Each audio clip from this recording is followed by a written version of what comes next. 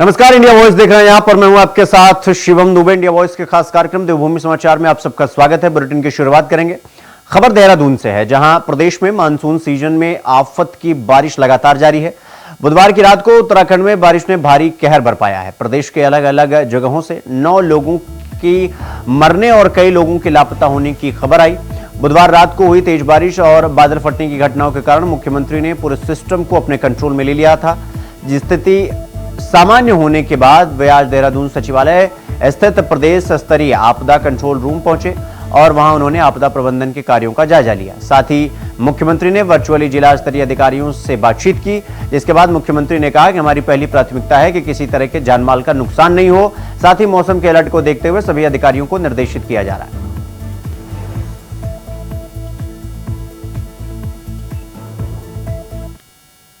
जानमाल के साथ साथ सड़कों का भी बहुत नुकसान हुआ है। कई जगह पर पुल भी जो है रह गए हैं। उन सब की कार्रवाई चल रही है और जो सरकारी भवन है उनका भी नुकसान हुआ है। उन सभी को रिस्टोर करने के लिए, और चूंकि चारधाम यात्रा भी इस समय चल रही है, चारधाम यात्री भी हमारे सभी सुरक्षित रहें, उसके लिए भी लगातार सभी अधिकारी हमारे अलर्ट मोड में हैं। मौसम विभाग की जिस प्रकार की सूचना आ रही है उसके अनुरूप आगे भी उसको प्रसारित किया जा रहा है, लोगों तक पहुंचाया जा रहा है, क्योंकि उनकी सुरक्षा भी हमारे लिए बहुत जरूरी है। और साथ साथ जो प्रदेश के अंदर ये आपदा और भारी मानसून की वृष्टि के कारण से जो नुकसान हो रहा है, या जहां पर भी ऐसे स्थान है, सुरक्षित स्थान है, उन सभी स्थानों पर कहा गया है कि सभी को सुरक्षित जगहों पर पहुंचाया जाए। रुक करेंगे अगली खबर की ओर। टिहरी जिले के घनसाली क्षेत्र में आपदा का कहर लगातार जारी है। नैलचामी क्षेत्र के जखनयाली गांव में रात को बादल फटने से तबाही मच गई, जिससे एक परिवार के 3 लोगों के मलबे में दबने से मौत हो गई। जिसके बाद सीएम धामी निरीक्षण के लिए वहां पर पहुंचे और वहां का स्थलीय निरीक्षण कर स्थिति का जायजा लिया। इसके साथ ही उन्होंने आपदा प्रभावितों से भी मुलाकात की।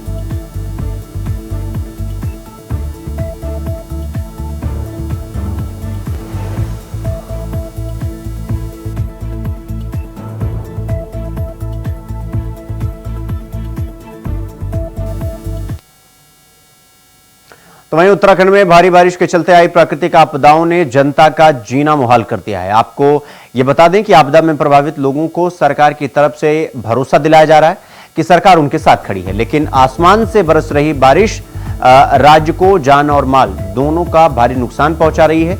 इस पर ज्यादा जानकारी दे रहे हैं हमारे सहयोगी अभय कैंतुरा। उत्तराखंड राज्य एक समय प्राकृतिक आपदाओं की जद में आ चुका है। लगातार हो रही भारी बारिश के चलते राज्य में विभिन्न जगहों पर लगातार भूस्खलन की घटनाएं यहाँ पर देखने को मिल रही है। बादल फटने की घटनाएं यहाँ पर देखने को मिल रही है। इस घटनाओं में अभी तक उत्तराखंड राज्य को जान और माल का नुकसान बहुत हो चुका है। आंकड़ों की माने तो उत्तराखंड राज्य में 38 लोगों की मौत इस प्राकृतिक आपदाओं की घटनाओं में हो चुकी है।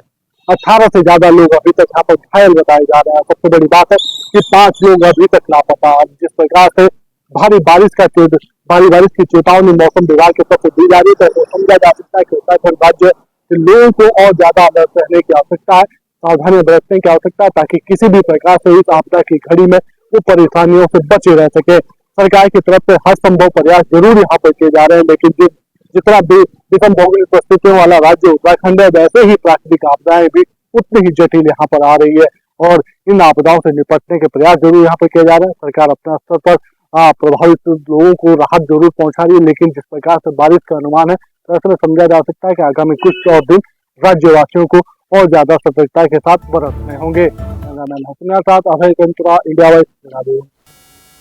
वहीं देहरादून जनपद में लगातार हो रही मूसलाधार बारिश के चलते जिला प्रशासन लगातार लोगों की सुरक्षा को देखते हुए कड़ी कोशिश कर रही है। इसी कड़ी में देहरादून की जिलाधिकारी और जनपद आपदा प्रबंधन प्राधिकरण के अध्यक्ष सोनिका ने कलेक्ट्रेट परिसर के आपदा कंट्रोल रूम का निरीक्षण किया।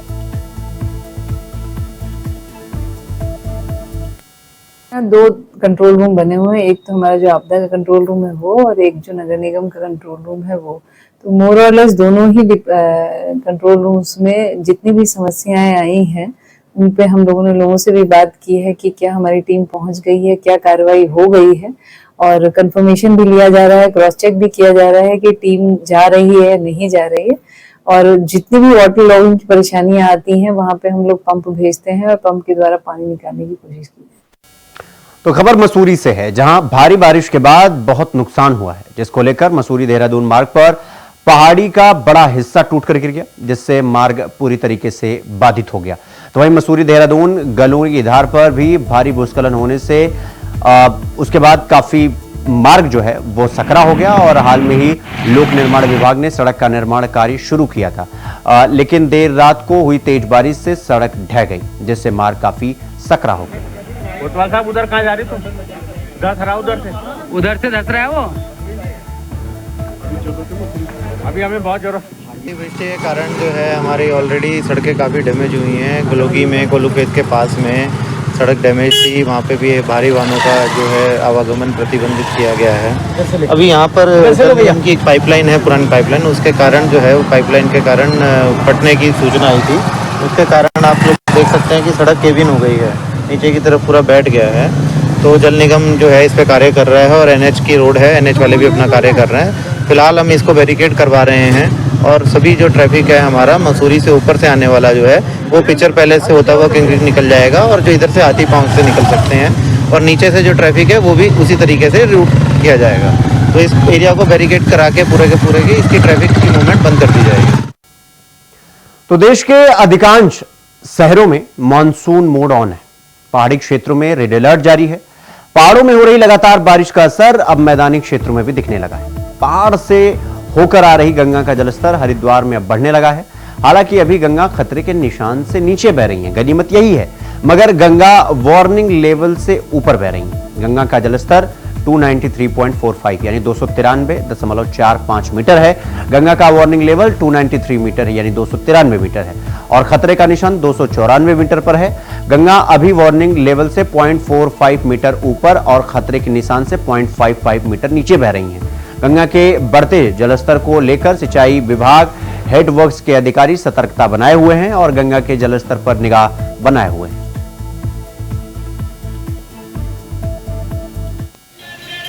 इस टाइम गंगा का जलस्तर 293.45 है और हमारा जो है ना पीपीएम है ना बढ़ गया है। सुबह 8 बजे बढ़ गया था पीपीएम, इसलिए हमने नहर भी अपनी बंद कर दी गई, सेटअप ना हो इस वजह से। और जो बाढ़ से संबंधित जो भी मतलब मुस्तैदी है, पूरी तरीके से हमारा स्टाफ द्वारा पूरी तरह से मुस्तैद है। और नीचे स्तर पर जहाँ भी पानी मतलब बाढ़ का जाता है उसके लिए हमने प्रॉपर अपनी मतलब चौकियां निर्धारित कर रखी हैं और हमारा समस्त स्टाफ पूरी तरह से अलर्ट है और निचले जो भी प्रशासन वाले हैं सभी को इसके प्रॉपर सूचना दी जा रही है। बताया कि 293.45 चल रहा है। हाँ जी सर, वार्निंग लेवल से ऊपर है, खतरे के निशान से नीचे। ये वार्निंग लेवल हमारा 293 लेवल है और जो खतरे का निशान है 294 लेवल है हमारा। उत्तराखंड में इन दिनों हर तरफ मौसम की मार है, हर तरफ बारिश है। बारिश का कहर जहां पहाड़ पर है वहीं मैदानी क्षेत्र हरिद्वार में भी देखने को मिला, जहां कल रात हुई तेज बारिश में जहां कांवड़ियों का एक ट्रक बहा तो वहीं एक मकान की छत गिरने से 2 बच्चों की मौत हो गई और करीबन 9 लोग घायल हो गए। वहीं अब फिर से एक बार मौसम यहाँ पर ख़राब है। सभी की चिंताएं इस बात को लेकर हैं कि अब बारिश होगी तो किस तरह के हालात होंगे। हालांकि मौसम विभाग ने ये सांत्वना जरूर दी है कि 2-3 जिलों को छोड़कर सभी जगह सामान्य स्थिति बनी रहेगी। हालांकि जिस तरह से मौसम लगातार बन रहा है उससे लोगों की चिंताएं तो जरूर बढ़ रही हैं। वहीं गंगा का जो जल स्तर अपने चेतावनी स्तर से ऊपर बह रहा था वो कहीं ना कहीं अब थोड़ा नीचे आया है, जिससे प्रशासन ने राहत की सांस ली है। विकास चौहान, इंडिया वॉइस, हरिद्वार। अगली खबर टिहरी से है, जहां घनसाली केदारनाथ मोटर मार्ग पर मुयाल गांव के पास बने मोटर पुल के ध्वस्त होने के कारण एसडीआरएफ टीम द्वारा घनसाली ने ग्रामीणों और यात्रियों की सुरक्षा के लिए एक वैकल्पिक मार्ग तैयार किया गया है। एसडीआरएफ टीम ने लगभग 100 से ज्यादा यात्रियों और ग्रामीणों को रोप की सहायता से सुरक्षित पार कराया। कमांडेंट एसडीआरएफ मणिकांत मिश्रा के निर्देश पर रेस्क्यू दल का राहत और बचाव कार्य अभी भी जारी है और वो स्थिति को संभालने और प्रभावित लोगों की मदद करने के लिए तैयार है।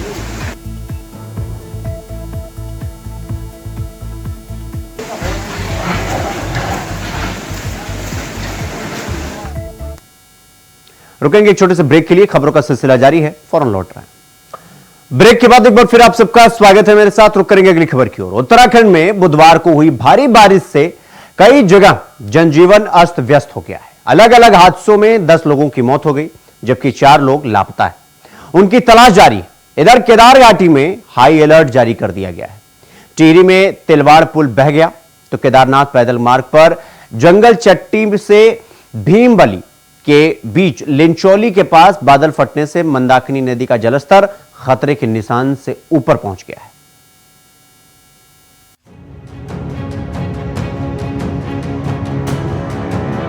उत्तराखंड में मूसलाधार बारिश का सिलसिला शुरू हो गया है। आलम यह है कि चारधाम यात्रा पर आने वाले लोगों को सुरक्षित जगहों पर रुकने का निर्देश जारी किया गया है। वहीं राज्यों के अलग अलग हिस्सों में भारी बारिश से लोग परेशान हैं। भारी बारिश के कारण लैंडस्लाइड, बादल फटने और नदी नालों के उफान पर होने की खबरें सामने आई है। चलिए आपको बताते हैं उत्तराखंड में किस किस जगह कैसे कैसे हालात हैं। घनसाली गांव में बादल फटने से 2 की मौत, 1 घायल, टीम मौके पर मौजूद। केदारनाथ जंगल चट्टी में फंसे लोगों को निकालने का काम जारी। लैंचौली बादल फटने और लैंडस्लाइड की घटना, टीम रेस्क्यू ऑपरेशन में जुटी। बूढ़ा केदार थाती गांव से टीम सकुशल वापस, 3 घर खाली कराए गए। मोरी इंटर कॉलेज के पास गिरे पेड़ की सूचना पर टीम रवाना। गौचर बेल चोरी में मकान गिरा, एक महिला का शव बरामद। देहरादून सहस्त्रधारा रायपुर ऑर्डिनेंस फैक्ट्री के पास एक शख्स के बहने की सूचना पर सर्च अभियान जारी। देहरादून भोगपुर सोड़ा सरोली में गिरे पेड़ को हटाकर मार्ग सुचारू किया गया। देहरादून चूड़ो के पास लैंडस्लाइड, एम्बुलेंस फंसी, मार्ग खुला, 1 घायल। धूमाकोट जाति गांव बाजारों में जल भराव, टीम रवाना। बुधवार देर रात हुई भारी बारिश ने उत्तराखंड में जनजीवन पूरी तरह से अस्त व्यस्त कर दिया। प्रदेश भर में भारी बारिश के कारण आपदा जैसे हालात बने हुए हैं। अलग अलग घटनाओं में तकरीबन 9 लोगों की मौत हो गई है, जबकि 5 से ज्यादा लोग अभी भी लापता बताए जा रहे हैं। घटना के बाद राहत और बचाव का कार्य लगातार जारी है। लोगों को सुरक्षित स्थानों पर भेजा जा रहा है। टिहरी में भिलंगना ब्लॉक के नौताड़ तोक में बादल फटने से एक ही परिवार के 3 लोगों की मौत हो गई। इसके बाद पूरे गांव में मातम छाया हुआ है। एसडीआरएफ की टीम रात से ही राहत और बचाव कार्य में जुटी हुई है। वहीं देहरादून के रायपुर क्षेत्र में भी नदी में डूबने से एक व्यक्ति की मौत हो गई है।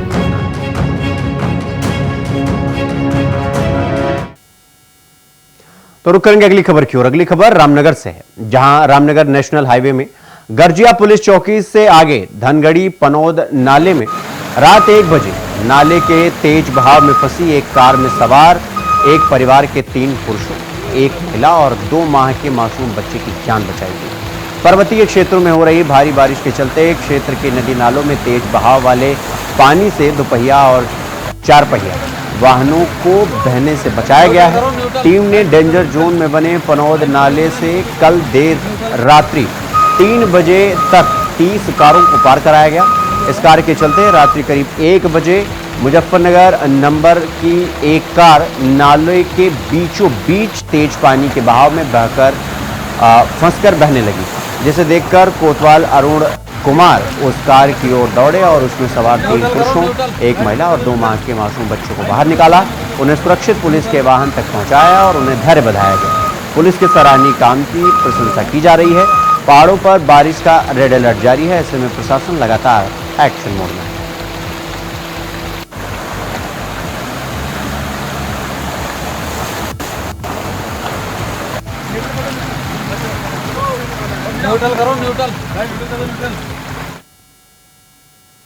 खबर देहरादून से है, जहां करोड़ों हिंदुओं की आस्था का केंद्र केदारनाथ धाम एक बार फिर चर्चाओं में है।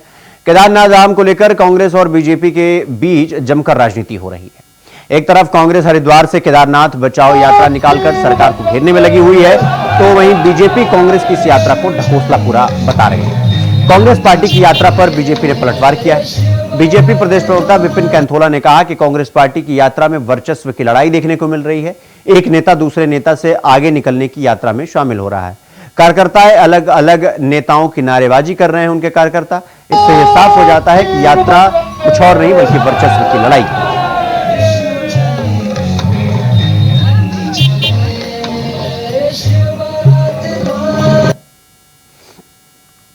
पार्टी की जो यात्रा है, ये यात्रा अपने वर्चस्व की लड़ाई की यात्रा है। इनके नेताओं का अपना वर्चस्व किस प्रकार से कायम रहे उसकी लड़ाई है ये। करण मेहरा चाहते हैं कि संगठन में उनका वर्चस्व रहे, इसके लिए यात्रा निकाल रहे। आप देखेंगे कल जिस प्रकार से रुद्रप्रयाग से आगे जब यात्रा गई तो तमाम नेता अपने व्यक्तिगत नारों में मस्त थे। एक तरफ किसी नेता के नारे लग रहे थे, दूसरी तरफ किसी नेता के नारे लग रहे थे। आज की तमाम अखबारों में देख लीजिए, किसी में किसी की तस्वीर छपी है, किसी में किसी की तस्वीर छपी है। ये सारी की सारी यात्रा कांग्रेस की अपनी पार्टी के नेताओं के आपसी वर्चस्व की लड़ाई है और इससे कुछ होने वाला नहीं है। कांग्रेस को देश की जनता नकार चुकी है, उत्तराखंड की जनता नकार। तो अगली खबर मसूरी से है, जहां शहरी विकास मंत्री प्रेमचंद अग्रवाल ने कहा कि नगर निकाय चुनाव कराए जाने में अभी कुछ समय लग सकता है। उन्होंने कहा कि सरकार चाहती है कि चुनाव जल्दी हो, लेकिन कई तरह की प्रक्रिया को पूरा किया जाना बहुत जरूरी है। उन्होंने कहा पहले मतदाता सूची के कार्य को पूरा किया जाएगा और फिर सीमांकन की कार्रवाई अंतिम चरण पर है, जिसके बाद आरक्षण की कार्रवाई की जानी है और आरक्षण तय होने के बाद ही चुनाव कराया जाना संभव होगा।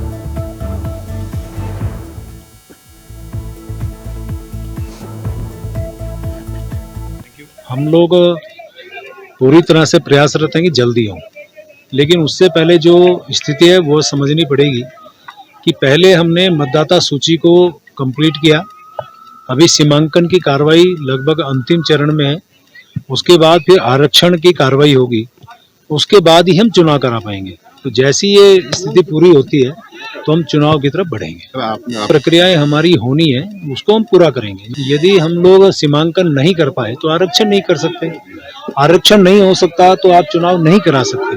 तो ये सारी चीजें एक दूसरे से जुड़ी हैं, इसलिए इन सब बातों को लेकर जैसी ये पूरी होगी हम अपने चुनाव की तरफ बढ़ेंगे।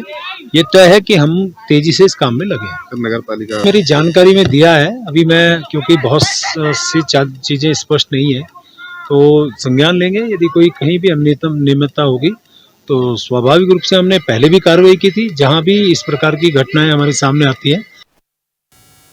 खबर देहरादून से है, जहां पेरिस ओलंपिक में भारत देश के खिलाड़ी मेडल जीतने के लिए अपनी जीतोड़ मेहनत कर रहे हैं।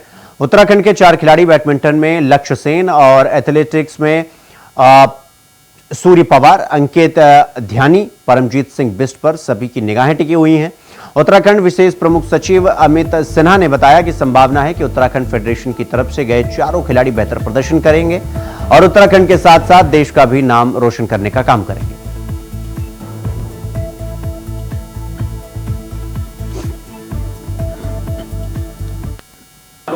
देखिए, इसमें उत्तराखंड से 4 हमारे खिलाड़ी ओलंपिक्स में इस बार प्रतिभाग कर रहे हैं, जिसमें कि 3 तो एथलेटिक्स से हैं और 1 बैडमिंटन में है, लक्ष्य सेन, और परमजीत, अंकिता और सूरज, ये तीनों हमारे एथलेटिक्स में। खबर हल्द्वानी से है, जहां कांग्रेस विधायक सुमित हृदयेश ने प्रेस कॉन्फ्रेंस करते हुए राज्य सरकार पर खुलेआम भ्रष्टाचार करने का आरोप लगाया। सुमित हृदयेश ने पिछले दिनों हल्द्वानी में आरटीओ द्वारा संचालित किए जाने वाले फिटनेस सेंटर में भ्रष्टाचार के बड़े खेल का हवाला देते हुए कहा कि राज्य में खनन और वाहनों के फिटनेस सेंटर में भ्रष्टाचार का खेल हो रहा है। खुद कमिश्नर के छापे में ये खुला खेल सामने आया।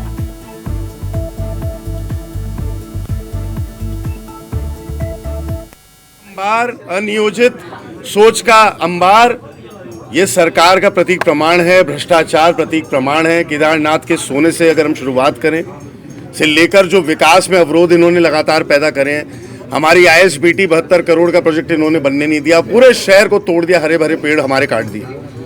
तो ये अफसरशाही इतनी हावी है और भ्रष्ट तंत्र मंत्र इतना हावी है।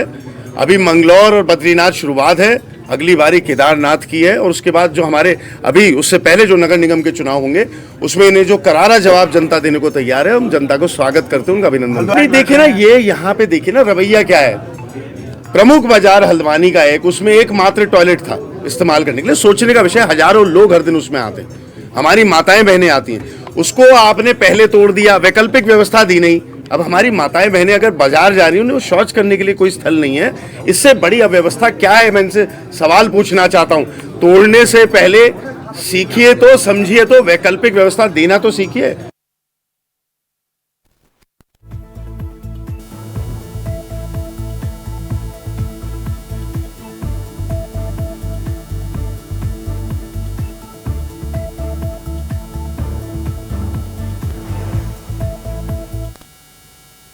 तो वहीं उत्तराखंड पुलिस विभाग से बड़ी खबर है। आपको बता दें कि राज्य भर में बड़े स्तर पर सब इंस्पेक्टर और इंस्पेक्टरों के तबादले हुए हैं। जो पुलिसकर्मी काफी लंबे समय से पहाड़ में तैनात हैं, उन्हें मैदान में भेजा गया है और जो काफी लंबे समय से मैदान में डटे हुए थे, उन्हें पहाड़ की तरफ भेजा गया है।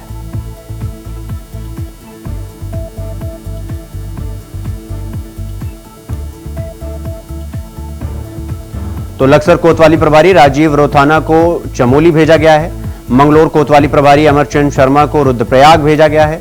हरिद्वार कोतवाली प्रभारी कुंदन सिंह राणा को पौड़ी भेजा गया है। तो भगवानपुर कोतवाली प्रभारी सूर्यभूषण नेगी को टिहरी भेजा गया है। बहादुराबाद थाना अध्यक्ष नगर नरेश राठौर को चमोली भेजा गया है। तो देवभूमि समाचार में फिलहाल अभी के लिए बस इतना ही। देश और दुनिया की तमाम खबरों को देखने के लिए देखते रहिए इंडिया वॉइस। नमस्कार।